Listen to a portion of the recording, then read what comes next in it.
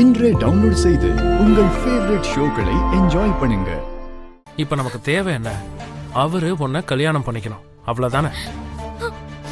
ஆமா. இப்ப வரைக்கும் நான் உனக்காக எவ்வளவோ பெரிய பெரிய இடத்துல மாப்பிள்ளை எல்லாம் பார்த்திருக்கேன். ஆனா உனக்கு யாரையுமே பிடிச்சதில்ல. முதல் தடவை பார்த்ததுமே அவரை உனக்கு பிடிச்சிருச்சு. அவரை நீ கல்யாணம் பண்ணிக்கணும்னு விரும்புற. நான் தான் இருக்கேன்ல தாரா, நீ எதுக்காக கவலைப்பட்டு இருக்க? என் தங்கச்சி தாராவோட கண்ணுல எப்பயும் சந்தோஷங்கிற ஆனந்த கண்ணீரை தவிர கவலையோட வர எந்த கண்ணீர் இருக்கக்கூடாது. நான் அவர்கிட்ட போய் பேசுறேன். வா வா.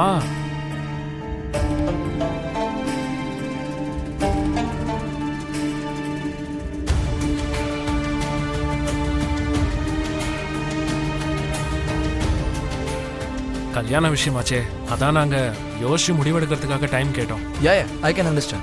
No problem. So, எங்களோட ப்ரொபோசல் உங்களுக்கு அக்செப்டபிளா இருந்துச்சுன்னா ஒரு வாட்டி நீங்க ஃபேமிலியா என்னோட வீட்டுக்கு வந்து என் தங்கச்சியை பாருங்க. எனக்கு உங்க தங்கச்சியை கல்யாணம் பண்ணிக்கிறதுல எந்த அப்ஜெக்ஷனும் இல்லை. Thank you so much. அப்போ நாளைக்கு எங்க வீட்டுக்கு வந்துருங்க. உங்களுக்காக நாங்கள் வெயிட் பண்ணிக்கிட்டு இருப்போம். See you. Excuse me. Yes. எங்க வீட்டுக்கு நீங்க வர்றதும் உங்க வீட்டுக்கு நாங்க வர்றதும் எல்லாம் சின்ன விஷயம்தான். பிஃபோர் ஆல் தட் நான் உங்ககிட்ட ஒரு சின்ன ப்ரொபோசல் வைக்கணும்னு நினைக்கிறேன். ஓ, வரதட்சணை விஷயமா?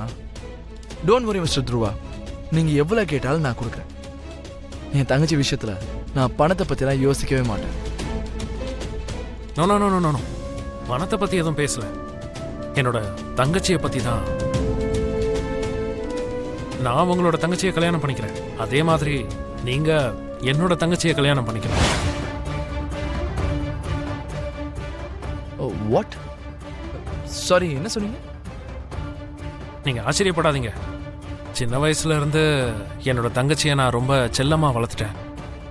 அவ கேட்டதெல்லாம் வாங்கி கொடுத்துருக்கேன். அவளுக்கு இப்போ ஒரு நல்ல புருஷனை கொடுக்கறதும் என்னோட கடமை தானே. அதனால அவளை யாருக்கு கல்யாணம் பண்ணி வைக்கணும்னு நினைக்கிறேனோ அவங்க வீட்டில் இருக்கிற பொண்ணை நான் கல்யாணம் பண்ணிக்கணும்னு ஆசைப்படுறேன்.